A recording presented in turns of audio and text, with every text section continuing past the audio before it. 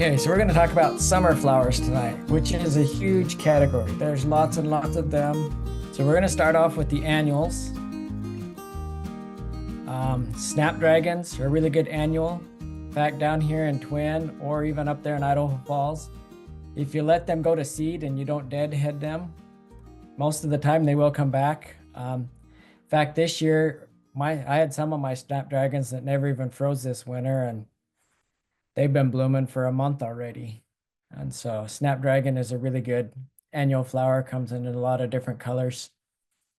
Begonias are great for if you've got that shady spot or you're doing a shady garden. They're great for those areas. This is one of my favorite ones, the orange one that they came out with a few years ago.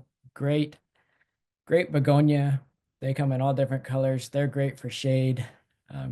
Give some really good color that'll pop in those darker areas. Marigolds are a great plant. They're great for in your garden, in your flower beds, anywhere. They're great for helping with pest control also. And they come in a wide range of sizes and colors. With a lot of these annuals, if you want them to just continuously bloom, you've got to make sure you deadhead them. That's the secret to getting the continuous bloom on annuals, is when those flowers start to die off, deadhead those ones off, and it'll keep pushing those new buds. Asters. So there are perennial asters and there's annual asters. A lot of our perennial asters you'll plant them and they won't do anything till fall. There are some annual asters that you can actually plant in your flower bed during the summer, and they'll actually bloom most of the summer. And so make sure when you're looking at the asters, you know which ones you're getting. Cosmos are really fun. They're almost a wildflower. They're in a lot of wildflower mixes or naturalized mixes. They seed down really well. They come in the single flowers like this one, or they've got double flowered ones. There's even a cupcake one that looks like it's in a cupcake cup. And they come in a range of colors. Bachelor buttons are another fun one. These ones are a good one that you can just plant and they'll seed down and come back up. Really good one to have around. Kind of that nice grape blue color that you'll get from the flowers also. Dahlias, there's a wide range of dahlias. They're in the annual section because we have to dig the tubers up and store them, and you can replant them. But they come in all different sizes. They've little ones that only have 1.5 inches across flowers, up to the dinner plate ones where you can be up to 8 to 10 inches across on the flowers. They can be single or double bloomers. And so really, really good flower, really good show, wide range of colors and a wide range of sizes also. Morning Glory. If you've got a fence you can plant these on, it'll just climb up the fence. This is not field bindweed. This is Morning Glory. It's an actual flower. It's an annual flower. Occasionally I have seen them seed down and come back. For most of the time, they don't last more than just 1 year. But really great plant if you want something just to kind of cover a fence or a trellis for the season. Sweet peas. Sweet peas are a really fun one. They come in a range of colors. They are just like a pea vine. They've got beautiful flowers. They do better if they do have something to climb on. I've planted them with cosmos and they'll climb up the cosmos stalks also. And so you can mix and match your flowers to benefit some of these climbers with some of these other tall plants also. Status is another good one that you can use.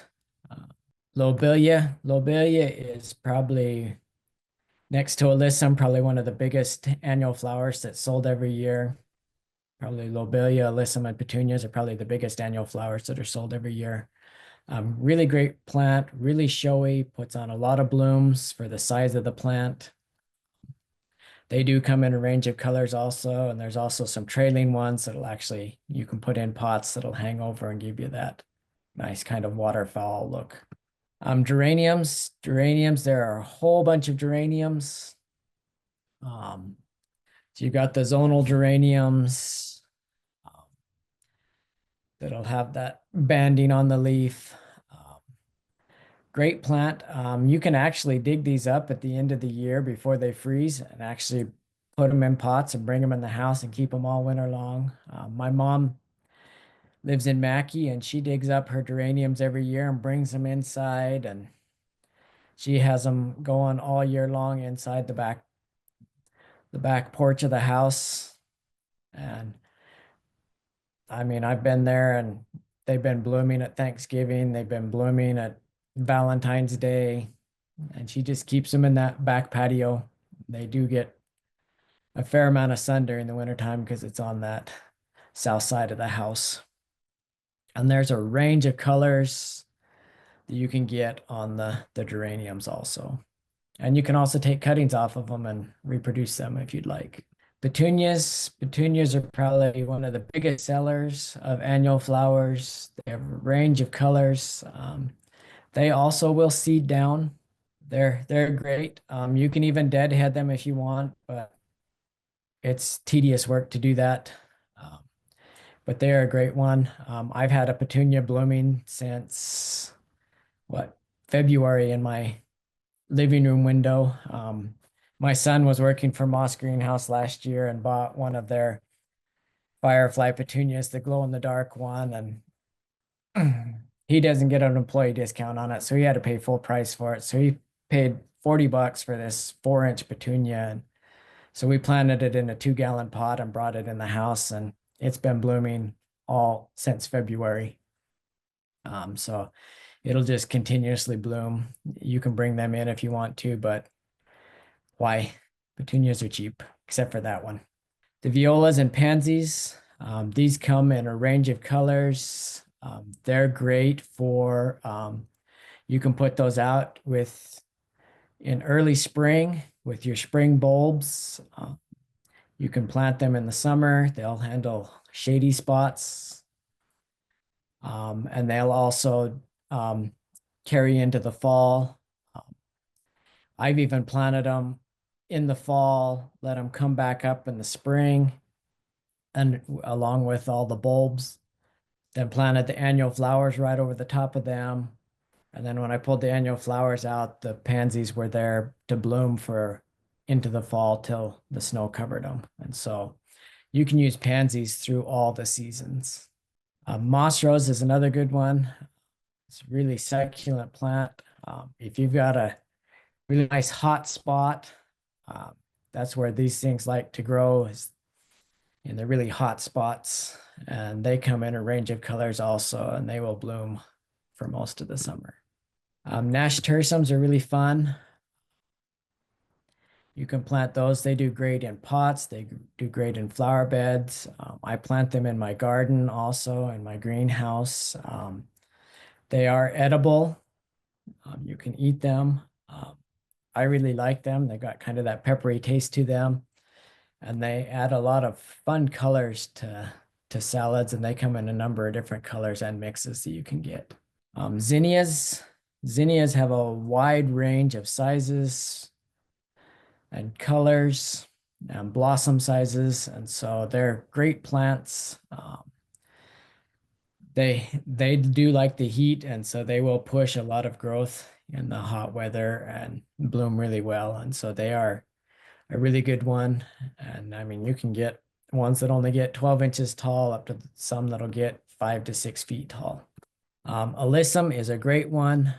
This is one of the best plants you can plant in your garden and around your house for benefiting pollinators and beneficial insects. They really like the flowers on here, and they bloom the whole season and give you great color.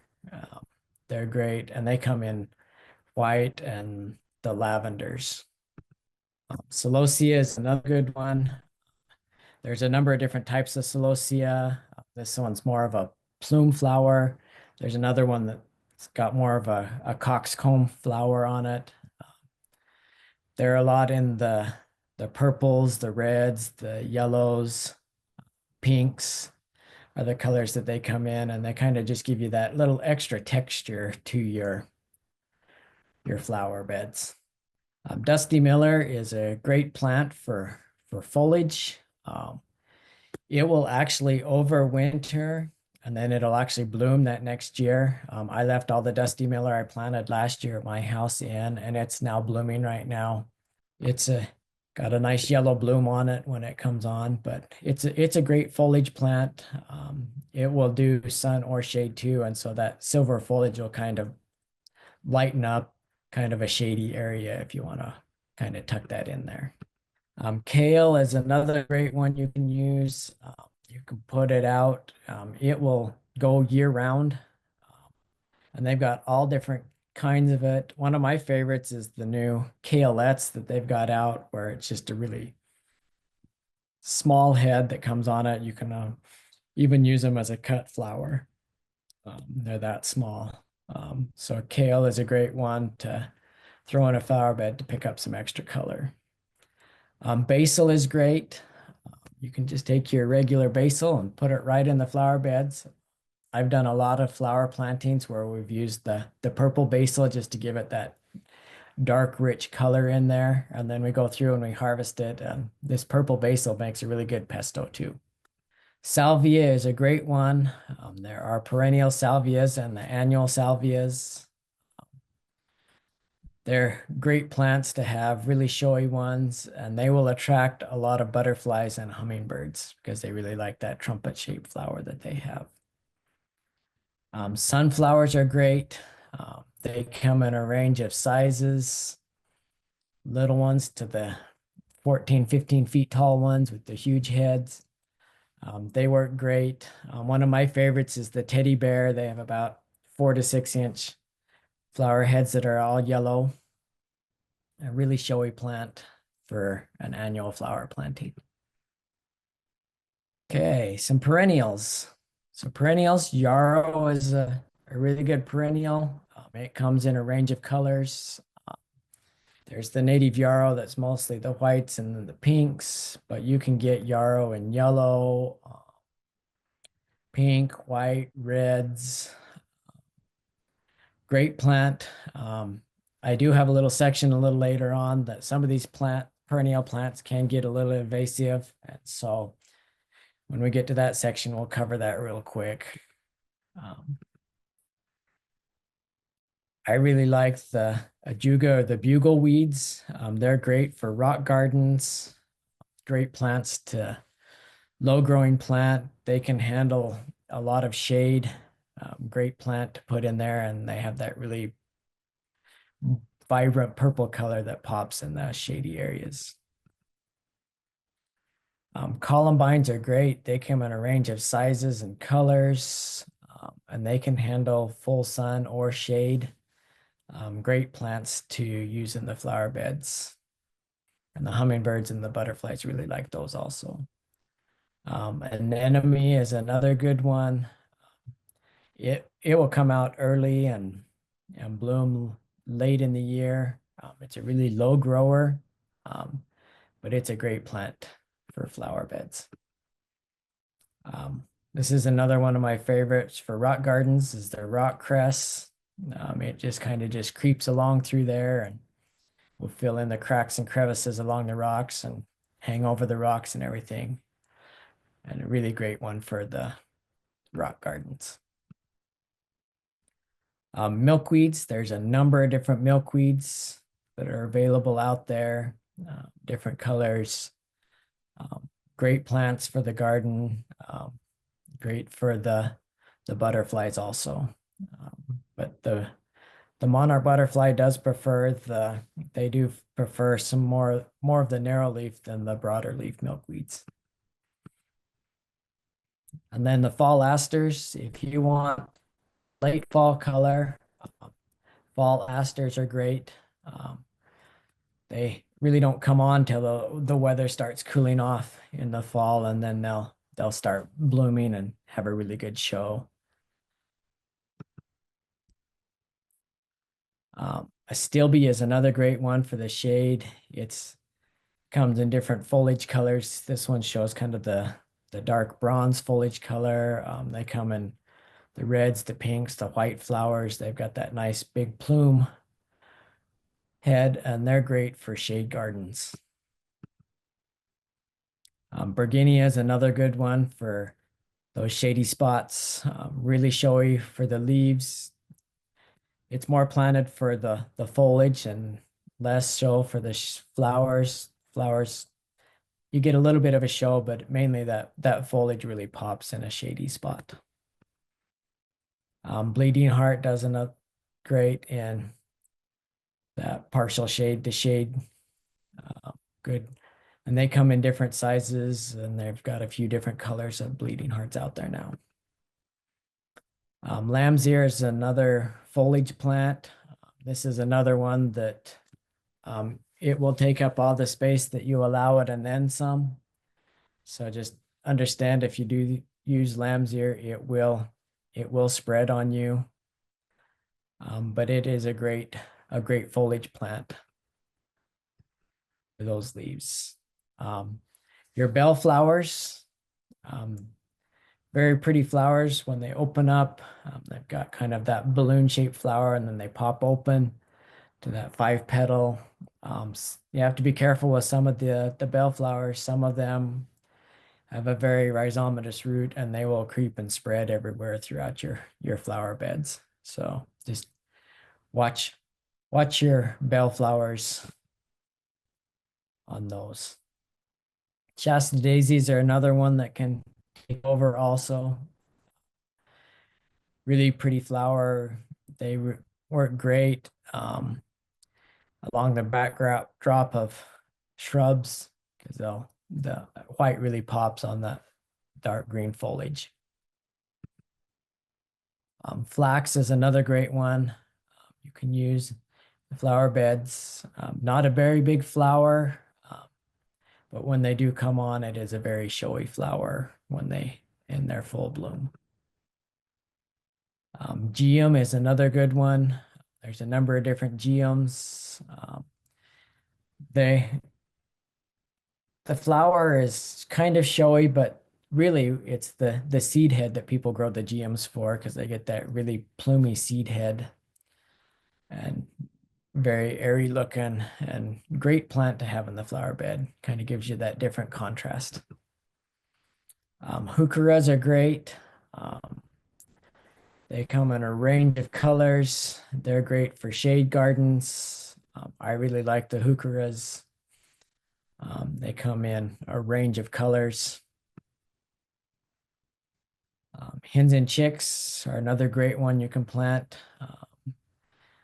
They will just continue to spread, and they'll even trail over rock walls. So great plant to plant out in the flower beds, cover some ground. Hostas do great in the shady areas and under a lot of trees where a lot of other plants struggle to grow. Hostas are one of the better plants for planting underneath evergreen trees that have had the canopy raised up. They do somewhat better if they get a little bit of sunlight through there. Daisies, there's a whole range of daisies. There's wild ones, there's the commercial varieties. So I just lumped them all together, but there are a number of different daisies you can plant in your yard, in your flower beds, to give you color. Delphiniums are another great plant. They've got short ones, tall ones. So depending on what height you want, a lot of times, most of them are the taller ones. So they're usually more of a backdrop plant along walls and fences to give them that nice color along that structure. Daylilies come in a range of colors. I think the yellow daylily, the Sterilla de Oro, is way overused. There's so much more prettier ones than that one. But daylilies are a really great one to put in the flower bed and give you some good color also. Dianthus, they come in a range of colors. They can also seed down and come back. They're a great little nice compact plant with little small flowers on them.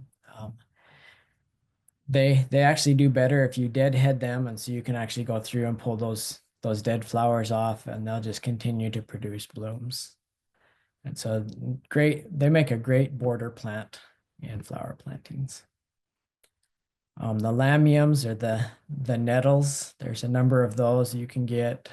There's one with dark green leaves. There's one with a really variegated leaf. Really great plants to plant. They make a great ground cover underneath. If you grow in an area where quaking aspen do well, you can plant them under quaking aspen or birches. They do really well and look really good in that situation. Liatris is another good one. Give you a little different contrast of flower and the way the plant grows, more of that spike. So more contrast to your flower beds with those. Lupins, you can get a number of different lupins in a number of different colors. They're great bloomers. Pretty much this time of year is their big show, but they will do some continual blooming throughout the season, and then in the fall some of them will actually do another pretty good show of blooming.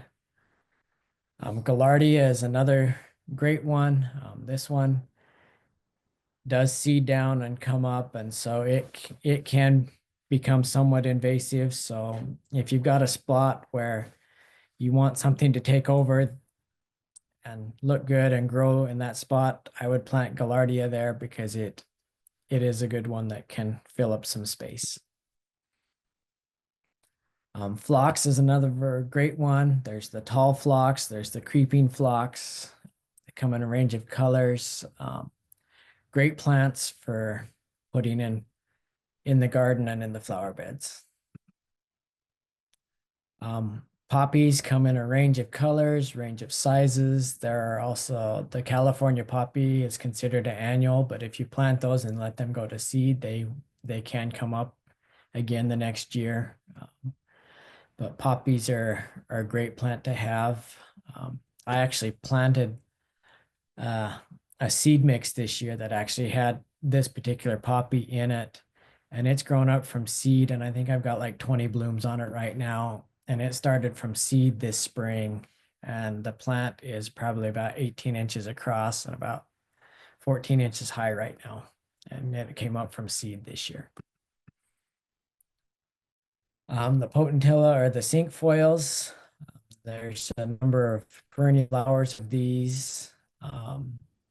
Most of the ones you'll find have the yellow flower. And when we get to the native section, I do have a red flowering cinquefoil that's in there also. Primroses are another great one.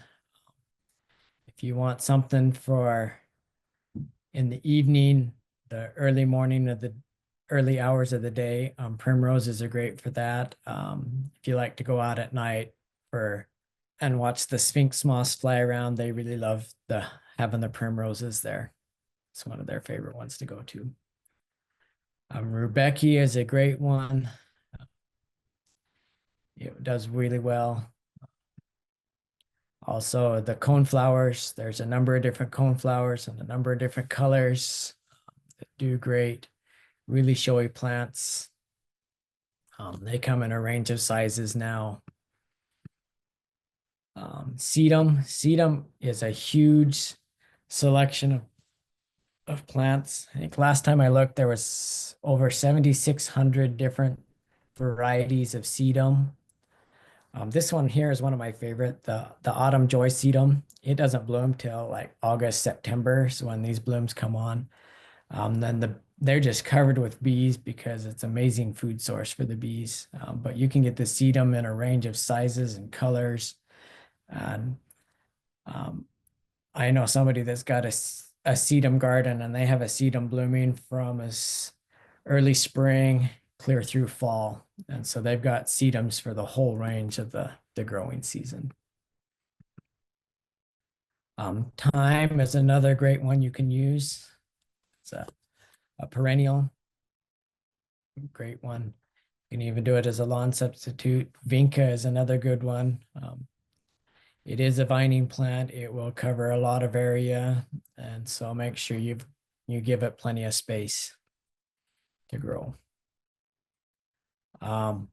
There's a number of ornamental penstemons you can get out there that most of the ornamental penstemons that you'll purchase are all European penstemons and not American penstemons. The native ones you'll buy would be American penstemons, but if you buy any of the ornamental varieties, they are European varieties. Buckwheats.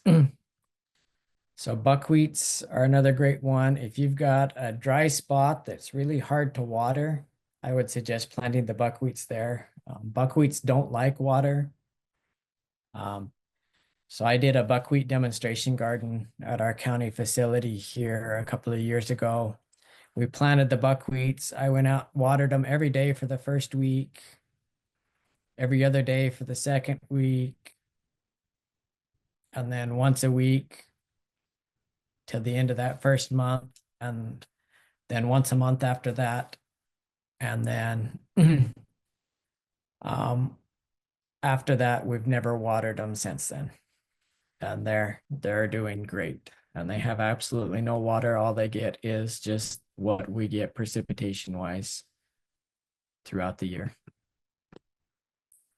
Monarda are your bee balms. Great plants for the garden. There's native varieties, there's ornamental varieties.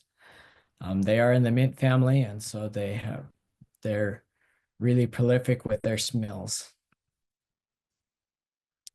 Salvias, there's a number of salvias that do great as perennials. A lot of the blue salvia is a perennial. Any of your herbs you can plant in your flower beds. Parsley makes a great. I've used parsley along with the basil in beds, and it will actually overwinter. Sage does well, thyme does well. Depending on where you live, you can actually get the rosemary to overwinter. It's marginal down here in Twin, but sometimes it does overwinter. Verbena is another great one. It comes in a range of colors, has a really small flower that comes on in a cluster. Really showy plant when they come on, and really kind of dark green, thick leaves on the plants. So the plants themselves are pretty showy before they bloom. There's a number of different hyssops that you can plant that are great. A lot of these are medicinal also. Coreopsis is another fun one. There's a number of different coreopsis. There's some that have red on them. There's some that have double flowers. And so really great flowers to put down, particularly if you've got an area that you want it to reseed in. These work really great in that spot. Iris are great flowers. They come in a range of different colors, range of different sizes. Great plants. Down here, we actually have an Iris Society that does a plant sale every year, and they have hundreds of different colors of iris. Globe thistle is another fun one. Really, if you want something a little different in your flower bed, plant a globe thistle. They kind of give that different contrast, and they're becoming a really popular cut flower right now as to have using the globe thistles. Euphorbia, great one. There's a whole bunch of different euphorbias that are out there. They are somewhat poisonous to animals and humans. If you get too much of that sap on you, it can cause some irritation. If you get it in your eyes, it can cause blindness. So a lot of euphorbias aren't used in a lot of plantings just because of the risk that's involved with euphorbias.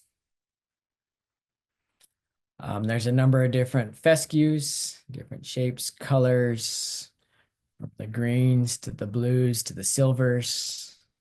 Really great showy plants for the grasses. And then there's a number of ornamental grasses that are out there that are great to have around. Peonies are another great flower. Don't forget the ferns. There are a number of ferns that do well under trees and in shady spots. Okay, a few biennials that we can grow are stock, foxglove, and then the silver dollar plant and hollyhocks. I've got lots and lots of hollyhocks, and the hummingbirds really like them. Okay. Well, I'm kind of over my time, so you've got the rest of these slides, but there's a whole bunch of, I've got slides of native plants, and then I've got a section in there of I'll hurry and get to that one really quick.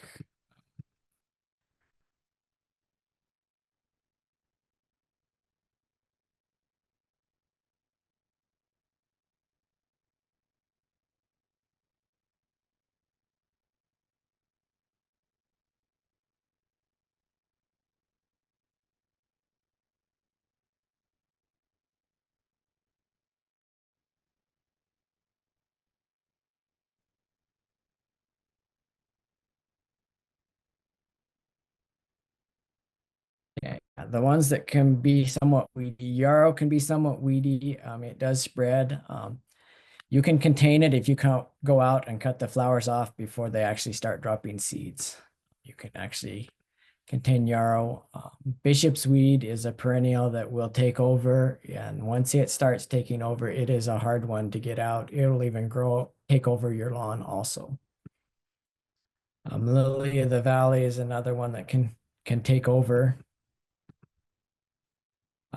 Mints, you have to be careful with the mints because they will take over. And then the strawberries and cream ornamental grass will take over and choke out everything else that's in that area. So, any questions? Okay, any questions for Andy? That's a lot of blooms come on this time of year, and then a lot of the things that you had in the springtime are just kind of petering out. So you want to have something kind of carrying you through the hot part of the winter too, or summer. Yeah, hot part of the winter in eastern Idaho, right? Hot part of the summer. So yeah, that's a lot of good flowers. I have actually killed out blanket flower. It was in too dry of a spot, believe it or not. I have too. I'm not sure why mine died. And I had mine in an area that was actually under an eave, so it didn't get any moisture at all, really. So you can kill blanket flower. Yeah, I've got don't- one area in my flower bed that I keep really dry. So I keep those things that like the dryness. It's actually really difficult to keep it dry enough sometimes. was gonna say mine were right next to some Asiatic lilies, so I don't think I starved them for water because the lilies were fine. I've got some lavender that is right next to some other flowers, and it's kind of hard to balance the difference in watering requirements. Yeah. Yeah, it's important with these plants to match them by water requirements, I think. And I haven't done a real good job of that. I don't care that much about flowers, but I mean they're nice. I do have some I think they're called streambank hollyhock. Is that what those are called, Andy? Yeah. Kind of got a light lavender flower. It's looking really good right now. And I do have some Monarda. And I do have the aster that's blooming right now, the perennial aster. So yeah. And the syringa, Idaho's state flower. It's really pretty right now. It's just mine are just full of bloom right now. They're looking really good. The fern bush will be picking up here in a few weeks, and that'll look pretty good in a few weeks too. So yeah. Mm-hmm. I got a question for you, Andy. So my pansies, they came up really, really good. I've kind of got a rock garden, and the pansies just kind of grow out through it, and they came up really good the last couple of years, reseeded themselves. But this year they were very kind of not, they didn't reseed themselves very well. I don't know what the deal was. And all the plants are just kind of small. Do they need a little bit of fertilizer? Because I never fertilized in there. Um, I don't know. I've never worried about them. Mine. Yeah. Um, Maybe they do after a while slow down on their seed production. maybe that's what's going on. Because they did great for like 3 years, you know. Yeah. Yeah, they're good for about 3 or 4 years, and then they just kind of start tapering off after that. I've noticed. So It's either that or my grandchildren like pulling them, one of the two. I think they're tapering. I think they're tapering off, Andy. Yeah, they mine keep is pulling because those the kids blooms are off. eating the flowers.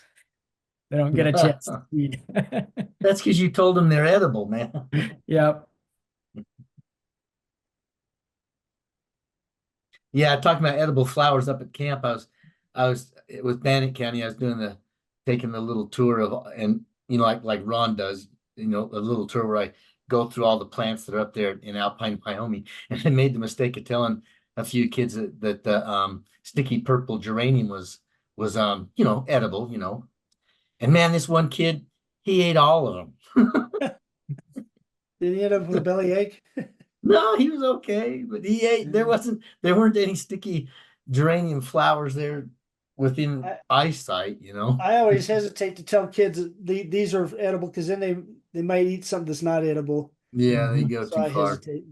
I'll Even tell if them, even if it's edible, they might go too far, Ron. Eat too yeah. much of I give them the yarrow root when I've got one that'll eat anything. it. That'll teach them. Yeah. Or And a their mouth's juniper not for the berry. next 20 minutes. It's great because if you got somebody that really is just talking your ear off, just give them a little yarrow root because you get that 20-minute, half an hour break when their mouth's numb. So we've got a question here on the chat, Let's see. Andy. Shasta Daisy isn't as tall as it started out to be in previous years. Does it need to be divided regularly, or I mean, if it's getting a pretty big clump, you should divide it, right? Yeah. Yeah. Usually your perennials are good for about 3, 4 years. And then you'll probably start noticing there's less blooms or the plant's just not as vibrant as it was. Go in and divide it. And on the perennials, particularly, it'll rejuvenate them. There's also that question on native plants. What is the name of that company that Dr. Love started with the native plants? Native Is Plants that Inc. Native Plants Inc.? Yeah. Native roots. Native Roots. That's Native it. Native Roots. Roots. Yep. Another place to get native plants, not native flowers. The native roots one's probably got a lot more flowers, but Granite Seed in Lehigh has got a lot of native plants. They specialize in native plants, not necessarily native flowers, though. Yeah, there's actually a number of them. There's a nursery out of Washington Mm-hmm. that does a lot of the native plants. There's a couple of them in Montana. So yeah, there's getting to be more and more places where you can get the native plants. Mm-hmm. Some of those globe mallows do really quite nice. Scarlet globe mallow has a pretty heavy bloom season on it usually. Yeah. The goosefoot globe mallow is a little bit taller and maybe not quite as showy, but How closely related is that to the purple poppy mallow that we have at the office? Because that is gorgeous. purple poppy. Mallow. Poppy mallow is what it's Poppy called, and mallow. it's Dr. Oh. Love gave it to us. It's in the native bed, and it's got just magenta, purple, pink flowers on it. Let's see if I can find a picture. I'm not sure, but I've got one in my native flower bed that from Dr. Love, and I've got quite a few different plants. Dr. Love gave me like 12 different ones. I think like 8 of them are still alive. I've successfully killed off a few of the natives. I think I've got that poppy mallow in my yard too, over in one spot. Yeah, over by the penstemon. Some of the penstemons just kind of taken over. Yeah, me too, Ron. That penstemon he gave me, at least the blue stuff, is working great. Oh, I get that firecracker penstemon is just Yeah. reseeding itself, gangbusters. The Palmer penstemon kind of died out, not totally died out this year, but it's not nearly as strong as it was last year. Hey, Hey, Andy, how do you pronounce that? Penstemon or penstemon? It's penstemon. Penstemon, okay. I don't want to be mispronouncing your guys' flower names. I know how important that is. I did buy a new one the other day because it was like bubblegum pink, and I've seen reds and oranges and purples and blues, but never a pink one. And I asked the teenage gal working, I was like, "Hey, is this a penstemon?" And she's like, no, that's a beard's tongue." It's like, oh, okay. Same thing. Mhm. Well, do we have other questions? What questions have we got coming into the offices this time of year? So today the question that I was there for was watering fruit trees. How well to water and when, how often, how much. They started with telling him that he needed to move the drip line away from the trunk of the tree. So that's a good place to start. Yeah. Now that they're more established. So Yeah, once you, I mean, drip irrigation is not a bad way to go, but if you keep it right close to the tree, your roots are only going to grow right close to the tree, and so you need to expand that out as you go. If your trees are in the lawn area or close to the lawn area, those tree roots will be out with the lawn roots, and so you'll be getting a fair amount of irrigation there, but probably about once a month you should do an extra watering for the trees. Now, and that depends on how often you're watering your lawn too. I water my lawn once a week, and so that's, most people don't. And it depends on your soil type too. My soil will hold a fair amount of moisture, and so I get by with it once a week. But some people water 2 or 3 times a week, and you got plenty of water. Your fruit trees will be fine if you're close to a lawn area and you're watering like that. If your fruit trees are out like mine are in an area where they're not in the lawn, they're not getting irrigation, I have to water them separately. And so every week or about once a week, I give them a good watering, and I do have drip irrigation, but I have it out away from the tree. So yeah, there's some things to think about when irrigating fruit trees. Any other Reed or Andy? so I just Yeah, put some most of my pictures. questions right now are kind of revolving around. I mean, half of my questions are on Ips beetles. This is about the time of the year they really start noticing that their top of their pine trees going out. Maybe one of these times I should do a little one of these little 30-minute deals on Ips beetles and things like that, because that's a real problem in Bingham County. Bannock County isn't quite as bad necessarily as Bingham County, but yeah, there's situations where their neighbors even let them go and just leave the dead trees up forever. But that goes back to that same thing you're saying, Ron. I mean, there's a lot to say about control of the Ips beetles, but proper deep irrigation, deep infrequent irrigation, especially in the early spring and late fall, could go a long ways. But that's one of the main questions I've been getting lately, Ron. Yeah, and the Ips beetles they are attracted to trees that are under stress, and Right. stress can be either too much water, not enough water, or environmental stress that's happening at Right. some It could particular be, time. oh yeah, I've seen them where they've trenched alongside of them, and the next year the Ips beetles go nuts for that tree. Yep, yeah, you Trenching destroy. and soil compaction. One time, the employees at ISU started parking their trucks underneath some of their pine trees, and they got hit with Ips beetles, and they had turned the dirt over there just like a parking lot. It was just completely Yeah. compacted. You're right, but maybe we ought to have a little discussion on that one of these nights too, Ron. Well, we'll see if we've got yeah, every year we see people with Ips beetle damage. Thing about Ips beetle, usually if it's dying down from the top, it's a pretty good guess that we're dealing with Ips beetles from the top. Well, and the other thing too, I mean, on the good side, once that happens, it's not going to look good again. So, from our point of view, the cure is just take it out. It's time to take it out once that happens. Yeah, yeah. But yeah, that's my main things that have been happening. Andy, what's been coming into your office? Lots of trees. Oh Lots yeah, of everybody's either overwatering or underwatering their trees and and the getting results about the same, right, Andy? lots of yellow leaves coming in and lots of aphids, a lot of aphid damage coming in right now. Yeah. I've had a lot of curling of leaves and stuff that is, and then on the inside, just a bunch of aphid carcasses. But I am starting to see a lot more of the predators coming in. In fact, this at this time of year is usually when I start getting pictures of predatory insects with the caption, "How do I kill this, Reed?" Which is no, don't kill that. Yeah, then there are the trees that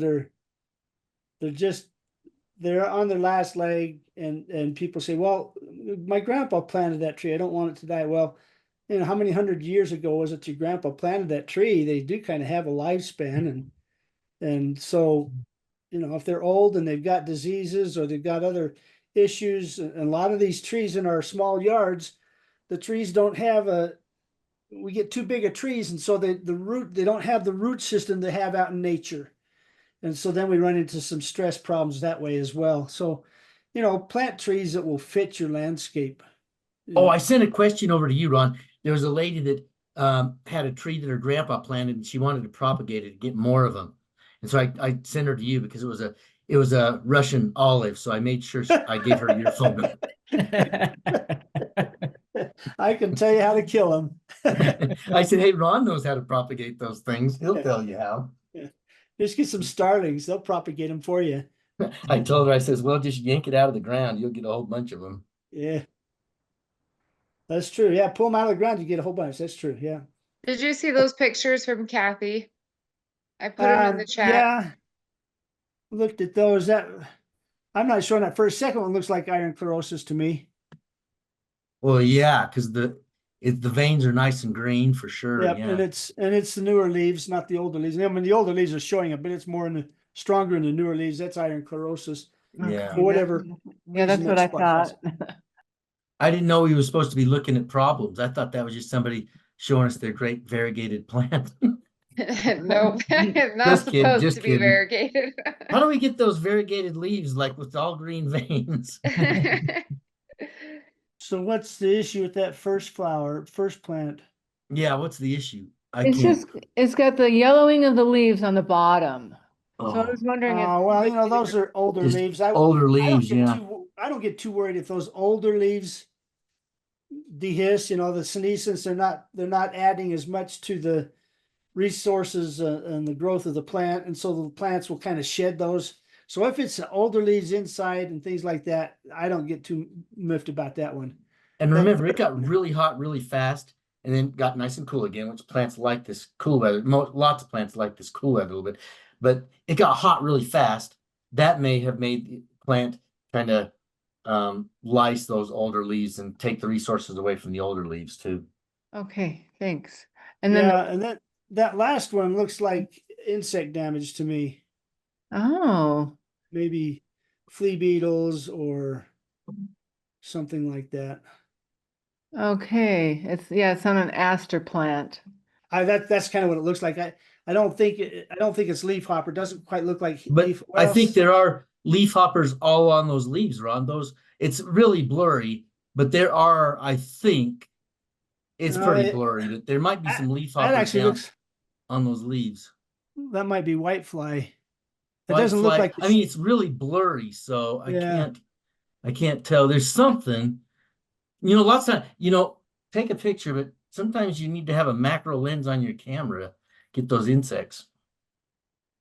Okay, I'll double check. And then should I just Or like, bring in, shake or get the plant nice and softly and put it in a jar. So if there's any leaf hoppers or something on it, we can get those and look at them.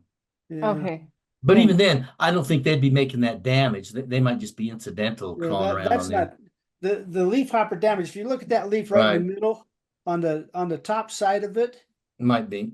up there on north of the midrib there, Right. where it looks kind of like stippling from the underside. What the leaf hoppers do, they feed on the underside of the leaf, and they will feed on and drain the chlorophyll out of those cells. So you get white specks that kind of show up, but it's actually from the underside. So it's kind of a stippling type thing. This other damage is too physical, Yeah, it's in my pretty opinion, to be leafhopper damage. right. I agree. Is there a dwarf-sized syringa? They don't get that big. From what I'm finding, I'm not finding any that are our native North American syringa that come in at dwarf. You can get Yeah. some in the same family that are from Asia in dwarf varieties. Anyway, that's what I found so far. Yeah, those But yeah, they're those not are huge. Philadelphus genus. The syringa that we have that you get if you get some from the conservation district, for example, those are all seedlings. I mean, they're not going to be a cultivar that's propagated asexually. They'll come from seeds, and so you'll have variation on those, whether it's size or whatever. Even some of the blooming characteristics. I've got one that, well, I got it in too shady of a spot, so that would be part of the problem. Another one that the neighbor doesn't irrigate his yard and I irrigate my yard, so half of it's looking good, the other half's not. But where it gets watered well, it's really looking nice, beautiful white blooms on the syringas.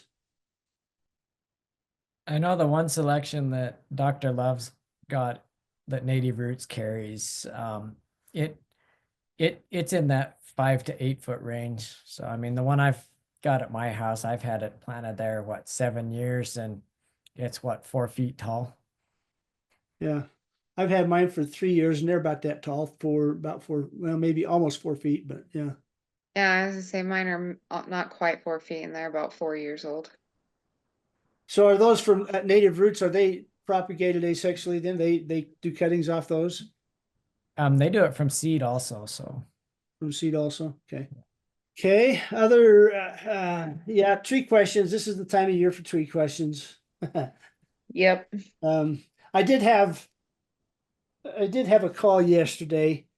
Lady said the neighbor sprayed for the cottony maple scale on their maple tree with a product that's listed that said do not apply to food producing plants, and it drifted onto her vegetable garden. It's got imidacloprid in it and a few other things in there.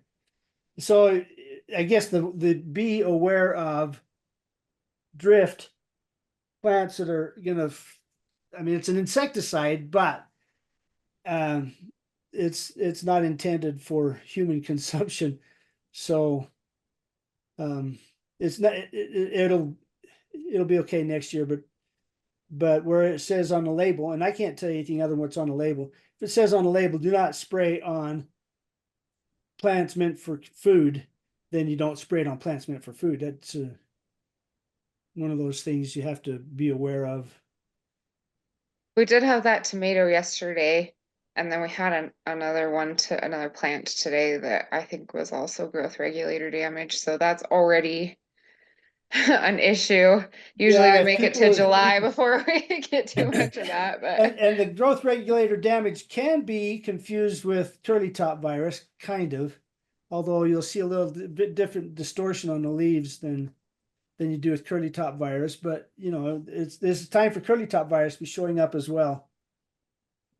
But yeah, tomatoes, grapes, very susceptible to growth regulator herbicides. well, my husband was just telling me he was out with some friends tonight that are big potato farmers around here, and he said they've been hit really hard with Mormon crickets. So something else we can look forward to. He said they lost over an acre of potatoes in about an hour's time to them. So the only place I've had a call from on the Mormon crickets so far this year is up in Clark County, but they can come in off the desert and cause problems if you're on the west side, for sure. And if you're out Blackfoot Way, again towards the west side, is more common. You know, they don't. Yeah, they do well coming in from the desert. They don't like cultivation, so they come in, feed on plants from the desert. well, it sounds like they like the cultivation. They just don't want to live in it. Well, yeah, they have to. They don't like the cultivation because their eggs don't survive the cultivation, so they come in from the desert every year. So, Well, I expect if But- there's that many around, then Reed will probably see some in his Bingham office, and we'll probably see a couple in the next few weeks too. So yeah, so if you're a farmer or a rancher and you've got rangeland and whatnot that's being consumed by the Mormon crickets, usually the government has. Of course, we don't know what the government's doing right now, but the government has programs that will help to take care of the Mormon cricket problems or and even grasshopper problems. Army or seagulls, yes, seagulls will help. If you've got control over the seagulls, Victoria, that'd be great. Mostly they just cause problems. Yeah. Of course, yeah, then you get the seagulls smashing down your crops and so. Yeah. Can we train the magpies to eat them? They're smart enough for training. And they seem like they'll eat anything. Well, chickens love them. Chickens do great with grasshoppers and whatnot. So if you've got chickens, of course, you don't want your chickens out there when your garden's just coming up. They'll mow down your crops too. Yeah, they'll either graze it or do a dirt bath in your bean patch or whatever. So Yeah. all right, well, it's 8 o'clock and I've got some gardening I need to do. So if there aren't any other questions, thank you for coming tonight. Andy, great job. Appreciate your knowledge and wisdom on these flowering plants.